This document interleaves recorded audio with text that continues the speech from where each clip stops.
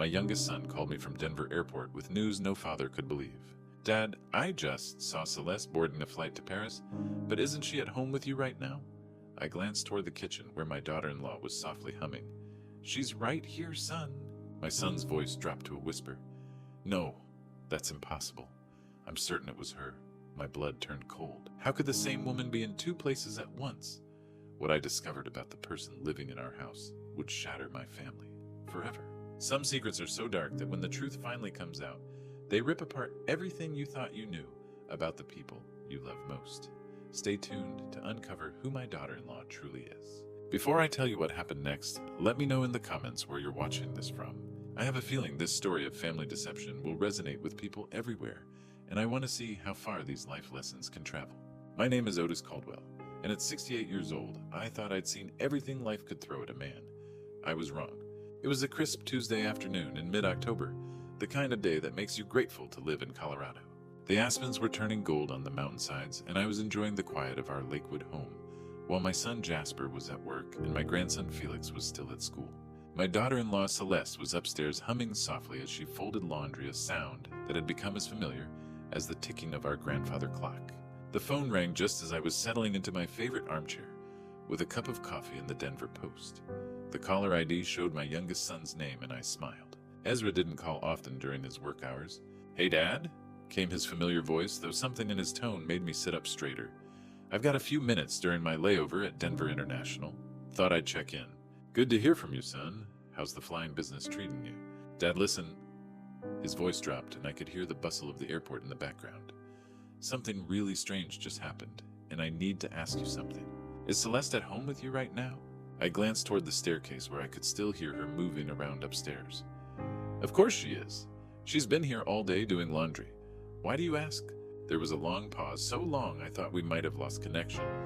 Then Ezra's voice came back tight with confusion. "Dad, that's impossible. I'm holding her boarding pass right here in my hand. She just boarded my flight to Paris not 20 minutes ago." My coffee cup froze halfway to my lips. "What are you talking about?" "That can't be right. You must be mistaken." "I thought so too at first," Ezra continued, his voice dropping to almost a whisper. "But Dad, I saw her clear as day. She was in first class sitting next to this wealthy-looking guy in an expensive suit.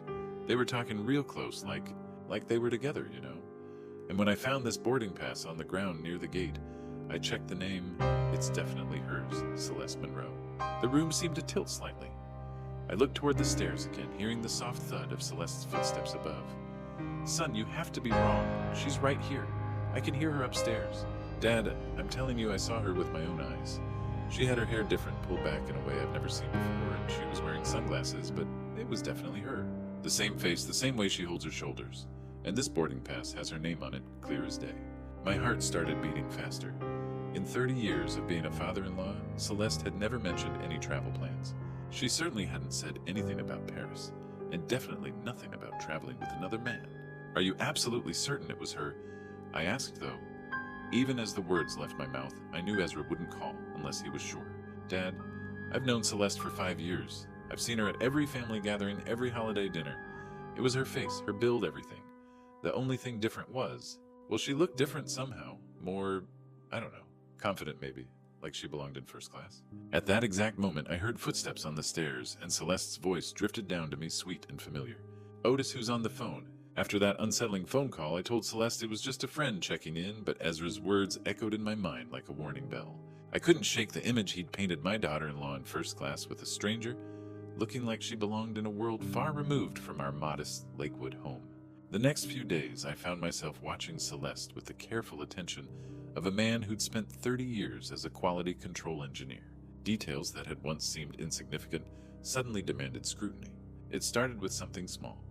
Thursday morning, I watched her write a grocery list at the kitchen table.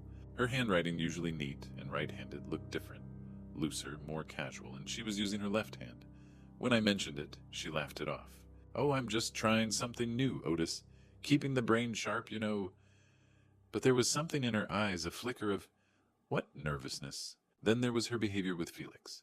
My grandson had always been the light of Celeste's life, but lately their interactions felt like watching two strangers trying to remember a script. Wednesday evening, Felix ran to her with a drawing from school, his 7-year-old face beaming with pride. Mom looked, Mrs. Patterson said mine was the best airplane in the whole class. Instead of her usual enthusiastic praise, Celeste barely glanced at the paper. That's nice, sweetie. Go wash up for dinner. Felix's face fell like a deflated balloon. Later that night, he crawled into my lap while I was reading. Grandpa Otis, he whispered, his small voice heavy with confusion. Why is Mom different now? What do you mean, buddy? Some days she hugs me really tight and reads me 3 stories before bed. But other days like today, she acts like she doesn't even want to look at me. His innocent eyes searched mine for answers I didn't have. It's like I have 2 different moms. Those words hit me like a physical blow. 2 different moms. I tucked Felix in that night with a heavy heart, his observation adding another piece to a puzzle I was afraid to complete. Friday brought more inconsistencies. I watched Celeste make Felix's lunch, and she packed a peanut butter sandwich, something she'd never done before because she was always paranoid about school allergy policies. When Felix reminded her he preferred turkey, she snapped at him with an irritation I'd never seen before. Just eat what I give you, Felix. Not everything has to be perfect. The Felix I knew would have argued back, but instead he just nodded quietly and took his lunch bag. My heart ached watching my normally spirited grandson walk to the school bus with slumped shoulders. That evening I sat in my study with a yellow legal pad, the same kind I'd used for project notes during my engineering days. At the top I wrote observations and underlined it twice. Below that I began documenting everything that had seemed off since Ezra's call. October 16th, handwriting different using left hand. October 17th, cold toward Felix. No usual affection. October 18th, packed PB&J, despite allergy concerns. October 19th, snapped at Felix for normal request. As I wrote, my engineer's mind began connecting dots I wished would stay scattered. Each entry was small on its own, but together they painted a picture that made my stomach churn. The woman living in our house, caring for my grandson, sharing meals at our table, was she really? The Celeste who'd married my son 5 years ago. I closed the notebook and locked it in my desk drawer. But I couldn't lock away the growing certainty that something was terribly wrong in my family's life. My notebook had been locked away for 3 days, but the questions it contained refused to stay buried. Saturday morning, I decided to take Felix to Bear Creek Park, hoping some fresh air might clear both our heads. As we walked down Maple Ridge Drive, I spotted Mrs. Pemberton tending to her prize-winning roses. Eleanor Pemberton had been our neighbor for 15 years, the kind of woman who noticed everything and forgot nothing. If anyone had observed changes in Celeste, it would be her. Morning, Eleanor. I called out Felix, running ahead to pet her golden retriever, Max. Otis, how lovely to see you both. She straightened up, brushing soil from her gardening gloves. I was just thinking about your family yesterday. Something in her tone made me pause. Oh, what about... Eleanor glanced toward our house, then back at me with the careful expression of someone choosing their words. Well, it's probably nothing, but Celeste seems different lately. Last Tuesday, she walked right past me without so much as a hello. Not like her at all. Usually she stops to chat about Felix or asks about my roses. My chest tightened. Maybe she was just distracted. Perhaps, Eleanor said, but her frown deepened. But then Thursday, she was absolutely delightful. Complimented my garden, asked about my arthritis, even offered to help with my groceries. It was like talking to 2 completely different people. 2 different people.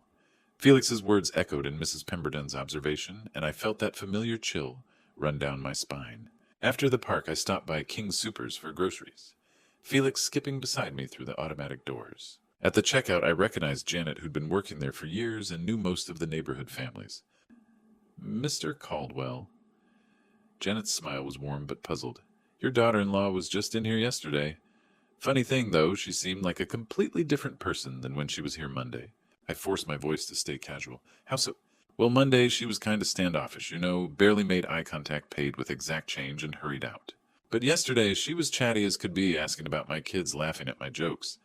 Even bought Felix those cookies. He likes the ones she usually says have too much sugar. Felix looked up at me with confusion. But Grandpa Mom didn't bring me any cookies yesterday. Janet's eyebrows rose. She didn't? That's strange. She specifically said they were Felix's favorites, and she wanted to surprise him after school. I managed to finish our shopping and get Felix home, but my mind was racing. Mrs. Pemberton's observation, Janet's confusion, Felix's innocent contradictions, they all pointed to the same impossible conclusion that I'd been trying to avoid. That evening, after Felix was asleep and Celeste had gone upstairs early with a headache, I sat in my study and opened my notebook again. Below my previous entries, I added, October 21st, Mrs. Pemberton like 2 different people. October 26th, Janet at King's Supers, contradictory behavior cookies never delivered. I stared at the page, my engineer's mind finally accepting what my heart had been rejecting. This wasn't about mood swings or stress or my imagination running wild. The evidence was mounting from every direction, my own observations, Felix's confusion, and now confirmation, from people who had no reason to lie or exaggerate.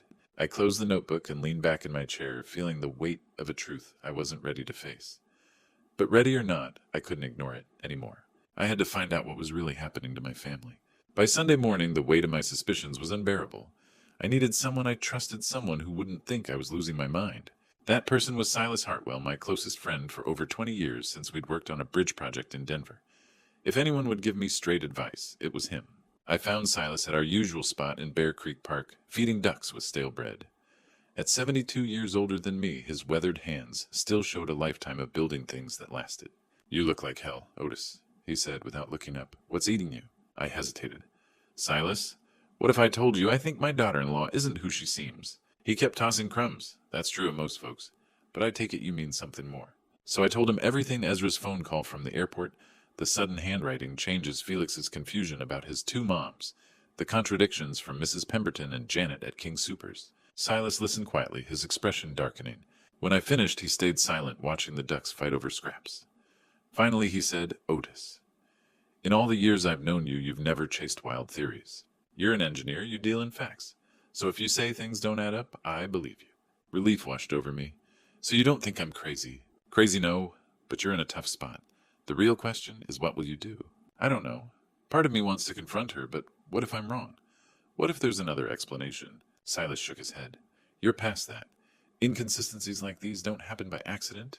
You need more information before you act. You need to know what she's really doing when she says she's shopping or visiting friends." His meaning hit me. "You're saying I should follow her. I'm saying protect your family. Your son, your grandson, they need you even if they don't realize it. I've seen good men ignore their instincts because they feared being wrong. But sometimes being wrong is a luxury you can't afford." I thought of Felix's puzzled face, of Jasper working long hours, blind to what might be happening in his own home. What if I find out something I'd rather not know? Then you face it, like a father should. Silas stood brushing crumbs from his jacket.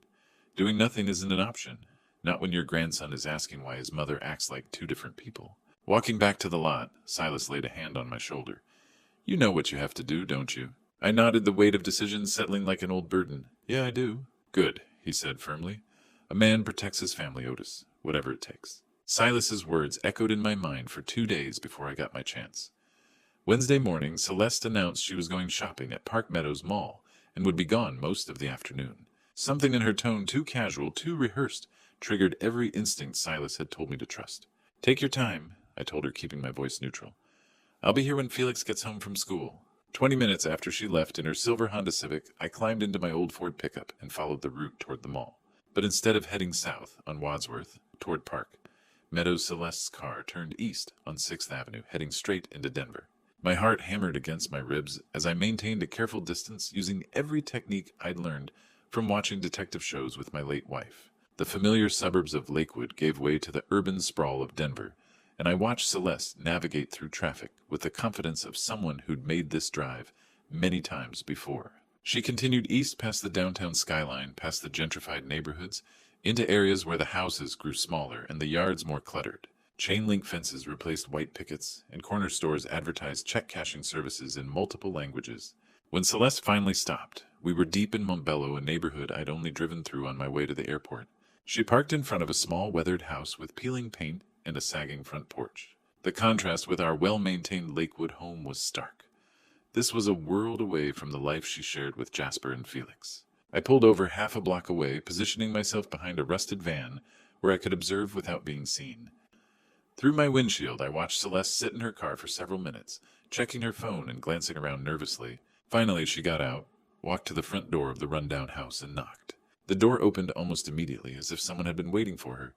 I couldn't see who answered, but Celeste stepped inside quickly, and the door closed behind her. I sat in my truck engine running, staring at that house and trying to make sense of what I'd just witnessed. This wasn't shopping. This wasn't visiting a girlfriend. This was something else entirely, something that required secrecy and deception. The house itself told a story of struggle. The small front yard was mostly dirt with patches of stubborn grass fighting through. A child's broken bicycle lay on its side near the porch steps. Laundry hung on a line stretched between two posts, and I could see that some of the windows had been repaired with tape and cardboard. 20 minutes passed, then 40. I began to worry about Felix coming home from school, but I couldn't leave, not when I was this close to answers. Finally, after nearly an hour, the front door opened, and Celeste emerged. But something was different about her walk, her posture. She moved with less confidence, her shoulders slightly hunched, and she kept glancing back at the house, as if reluctant to leave. She drove away without noticing my truck, and I waited another 10 minutes before following the same route back toward Lakewood. My mind raced with questions that multiplied faster than I could process them. Who lived in that house? What was Celeste doing there for an hour in the middle of the day? And why did she look like a different person when she came out? By the time I reached home, Celeste's Honda was already in the driveway. I found her in the kitchen, unpacking grocery bags, with the kind of casual efficiency that would have fooled me completely just a week ago. "How was your shopping trip?" I asked, watching her face carefully. "Oh, you know how it is," she replied without looking up. "Crowded as always, but I found some good deals." I glanced at the bags items that could have been purchased at any grocery store, nothing that required a trip to Park Meadows Mall. Nothing that explained an hour in a rundown house in Montbello. That night I added another entry to my notebook, October 25th. Followed to Montbello. 1 hour in rundown house. Lied about Park Meadows. But this time the entry felt different. This wasn't just suspicious behavior anymore. This was proof that my daughter-in-law was living a double life, and I was determined to find out why. 2 days later, I returned to the small house in Montbello. I had to face whoever was sharing Celeste's life, wearing her face, living her lies. The sun beat down as I walked the cracked path. My pulse hammered while I knocked on the faded blue door. It opened and I froze. Celeste, or someone who looked exactly like her, stood before me. Same face, same hair. But her eyes widened in terror. "Mr. Otis," she gasped, hand flying to her mouth. That recognition struck me like a blow. She knew me. She had been in my house at my table pretending to be my son's wife. "So you do know." Her face drained of color. How did you find?" "I followed Celeste." "But you're not her, are you?" She tried to shut the door, but I pressed my hand against it. "Please, I'm not here to hurt you. I just need ants." "Luna." "Who is it?" a voice called. A young woman with auburn hair appeared and quickly understood. "Oh, no. You'd better come in, Mr. Caldwell. I'm Iris." Luna, her real name, stepped aside, reluctantly trembling. Inside the small room smelled of disinfectant. An elderly woman sat in a wheelchair, oxygen tubes in her nose. "I never wanted you to find out," Luna whispered, tears running down her face. "I never wanted to hurt anyone." "But you have," I said, struggling to keep calm.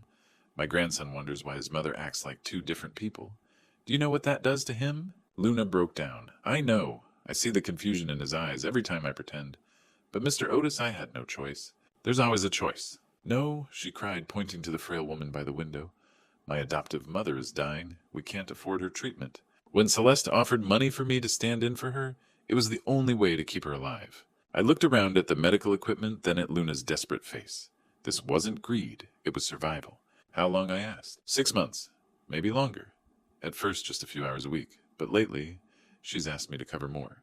Cover for her while she does what? Luna shook her head. She never explained, just said she had important business. But once I heard her on the phone with someone named Ambrose. She sounded different, happy, not like she is with your family. Ambrose, the man Ezra had seen her with on the plane. I leaned closer. "Luna, do you realize you and Celeste look identical?" She gave a bitter nod. "That's why she chose me?" "We met at a clinic. I was trying to get help for my mother. Celeste was there for a cosmetic consultation. A nurse mistook me for her. That's when Celeste got the idea. The weight of it all crashed down on me. Celeste had found her twin, then pulled her into a scheme that deceived us all." "Mr. Caldwell," Luna said softly, "I know I was wrong, but I love that little boy. Every time I had to act cold just to match Celeste's behavior, it tore me apart. I studied her, this young woman ensnared in Celeste's web, and despite everything, my anger burned hotter for Celeste than for her. "What's your full name?" I asked. She met my eyes, raw honesty shining through the pain. "I'm not Celeste," she said quietly. "My name is Luna." "Tell me about Ambrose," I said, settling back into the worn couch. Luna glanced at Mrs. Delacroix in the wheelchair, then back at me. "Ambrose Blackwood owns a chain of luxury hotels. Celeste met him at a charity gala in Denver 8 months ago. She came home that night different, talking about how she deserved better than Jasper's modest life. I thought of my hard-working son, and this Ambrose promised her that private jets to Paris penthouse suites, designer everything. She became obsessed." Luna's voice grew bitter. "That's when she tracked me down after our encounter at the clinic. But how did she even know you existed?" Mrs. Delacroix spoke up in her paper-thin voice. "Tell him about Pueblo Mija." Luna took the elderly woman's frail hand. Mrs. Delacroix was a night nurse at Pueblo General 30 years ago. She found me abandoned there when I was 3 days old. The paperwork said I was one of twins. The other baby had already been placed with a family in Lakewood. My heart stopped. Lakewood? Your neighborhood, Mr. Otis. Celeste grew up just miles from where I was struggling in foster care before Mrs. Delacroix adopted me. Luna's eyes filled with tears. We were separated at birth, and she used that accident of fate to destroy both our lives. The cruelty of it hit me like a physical blow. Celeste had found her twin sister living in poverty and saw not an opportunity for reunion, but for exploitation. She told me it would be temporary, Luna continued, just until she figured out how to leave Jasper without losing everything in a messy divorce. But last week she told me her real plan, which is she wants to move to Europe permanently with Ambrose. But she's terrified of a custody battle over Felix. So she's planning to keep me as her replacement, indefinitely, maybe years, while she establishes residency abroad and builds a case that Jasper is an unfit father. The room spun around me. She's planning to abandon Felix completely. Worse, she wants to take him eventually once she's established her new life. Use me to maintain the illusion that she's been a devoted mother while secretly building evidence against Jasper. Luna's voice broke. She's been recording conversations, taking photos, documenting everything she thinks makes him look bad. I stood up, pacing the small room. And you? What happens to you in this plan? May I become her forever? She gets her new identity in Europe, and I disappear into her old life. She said no one would ever know the difference. Luna looked at Mrs. Delacroix. She promised to keep paying for the treatments as long as I cooperated. But you don't want to cooperate anymore. Mr. Otis, I've watched Felix draw pictures of airplanes because he misses Uncle Ezra. I've seen him practice reading because he wants to impress his dad. I've tucked him in at night when he asks why his mom seems sad sometimes. Her voice grew fierce. That little boy deserves better than a mother who sees him as a bargaining chip. I looked at this young woman who shared my daughter-in-law's face, but possessed something Celeste clearly lacked: a conscience. What about Mrs. Delacroix's treatments? Luna squeezed the elderly woman's hand. We'll figure something out. I can't keep living this lie, especially knowing what Celeste really plans to do to your family. Mrs. Delacroix nodded weakly. I didn't raise her to be part of destroying a family, Otis. Do what's right. I felt a surge of respect for both women. Despite their desperate circumstances, they were choosing truth over survival. Luna, I said, I think it's time we told my family the truth. 3 days later, I called Jasper and told him I wanted to have a special family dinner. Invite Celeste. Tell her Ezra's flying in from Denver and we're celebrating his promotion. That Tuesday evening, I set the dining room table with my late wife's best china-lit candles and prepared Jasper's favorite pot roast. Everything had to appear normal until the moment I revealed the truth. Ezra arrived first carrying a manila envelope containing boarding passes, airport security footage, and hotel records he'd obtained through his airline connections. His face was grim as he hugged me. Dad, are you sure about this? Once we do this, there's no going back. There's already no going back, son. Jasper arrived with Felix, who ran to hug me with his usual enthusiasm. My heart ached, knowing his innocent world was about to shatter. Where's Mom? Felix asked, looking around. She'll be here soon, buddy, Jasper said, ruffling his hair. She said she had a quick errand to run. 20 minutes later, Celeste walked in, radiant, in a new dress I'd never seen before. She kissed Jasper's cheek and smiled at everyone with the practiced warmth I now recognized as performance. Sorry I'm late. Traffic was terrible. We sat down to dinner, making small talk about Ezra's work and Felix's school projects. I waited until we'd finished the main course before standing up. Before dessert, I have something important to discuss with the family. I walked to the front door and opened it. Luna stepped inside, her hands shaking, her face pale but determined. The reaction was instantaneous. Felix's eyes went wide with confusion. Jasper dropped his fork with a clatter. Ezra leaned forward, fascinated, and Celeste went completely white. What the hell is this? She whispered. This, I said calmly, is Luna Monroe, your twin sister. The woman who's been living in our house, caring for Felix, pretending to be you while you've been off with Ambrose Blackwood. Felix looked back and forth between the two identical women. Grandpa Otis, why are there two moms? Jasper stood up slowly, his face cycling through confusion, disbelief, and growing horror. Dad, what are you talking about? Ezra opened his envelope and spread photographs across the table. These are from the Paris flight, Jasper. Hotel records from the Ritz. Credit card receipts. Your wife has been living a double life for months. That's impossible, Jasper said, but his voice was hollow. He was staring at Luna, recognition dawning. You were here last Thursday when I got home from work.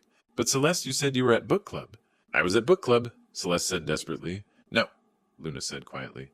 You were with Ambrose at the Broadmoor Hotel in Colorado Springs. I have the receipts you left in your car. The room erupted. Jasper turned to his wife, his face a mask of betrayal. How long, Celeste? How long have you been cheating on me? It's not what you think. 8 months, I said, since she met him at that charity gala.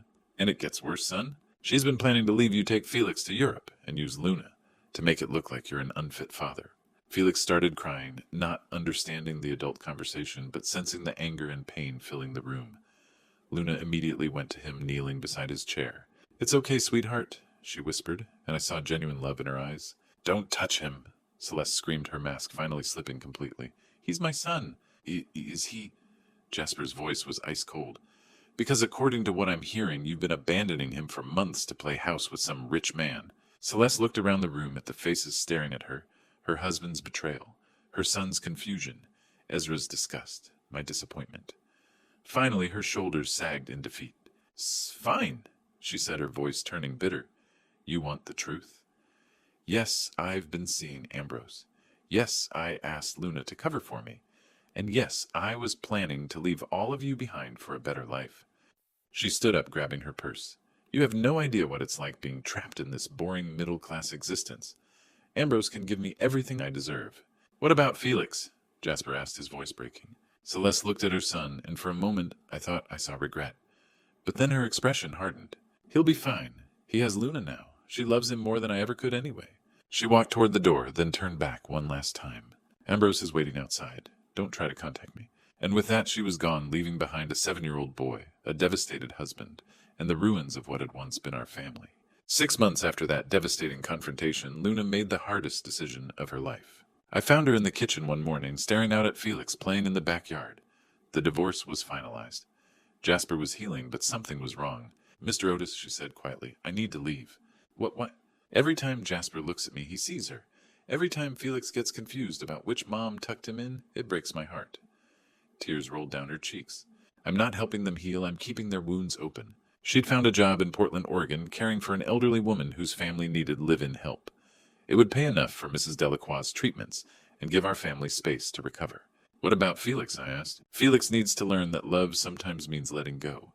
I'll always love that little boy, but he needs to bond with his father without my face reminding him of his pain. 2 weeks later, I drove her to Denver International Airport, the same place where this nightmare had begun with Ezra's call. Mrs. Delacroix was moving to a specialized facility in Portland. At the gate, Luna hugged me tight. Tell Felix that Aunt Luna had to go help other people, but she'll never forget him. What if Jasper wants to find you someday? She smiled through her tears. When he's ready to see Luna, not Celeste's ghost, he'll know where to find me. I watched her disappear through security, carrying only a small suitcase, and the biggest heart I'd ever known. That night I explained to Felix that Luna had to move away to take care of sick people. He cried, but understood in the way children do when adults make sacrifices for love. A year later, a postcard arrived from Portland. Luna stood in a garden with an elderly woman, both genuinely smiling. On the back, found my purpose. Hope you found your peace. Jasper was dating Sarah, a kind teacher. Felix was thriving. Our wounds were finally healing. I often think about Ezra's impossible phone call that started everything. The truth had destroyed the life we thought we knew, but it gave us something better, a chance to rebuild on honesty instead of lies. Luna taught us that the greatest love isn't about holding on. Sometimes it's about knowing when to let go. She chose to sacrifice her happiness so a little boy could have a real family, so a broken man could heal, so truth could triumph over deception. That's the kind of love that changes everything. That's the kind of courage that redeems us all, and that I've learned makes all the difference in the world. If you've followed this journey, you've seen one of the hardest trials a family can endure, betrayal from within. Yet through it I've learned that God works in mysterious ways, often using brokenness to reveal deeper truths. When Luna chose sacrifice over selfishness, she showed us what real love looks like. Betrayal stories remind us that deception may feel easier in the moment, but truth always rises. As a grandfather sharing these grandpa stories with you, I want you to know that protecting family sometimes means making painful choices. Luna's courage proved that God places people in our lives not only to test us, but to teach us about love, faith, and sacrifice. The most meaningful stories aren't about perfect endings. They're about choosing what's right when everything feels wrong. Our family learned that God's plan sometimes breaks us down so he can rebuild us stronger. Real love isn't holding on at any cost. It's knowing when letting go is the greater gift. Luna showed us that betrayal can become redemption when we choose truth over lies, sacrifice over selfishness, and healing over bitterness. If this touched your heart, share your thoughts below and subscribe for more Grandpa's stories of faith, family, and forgiveness.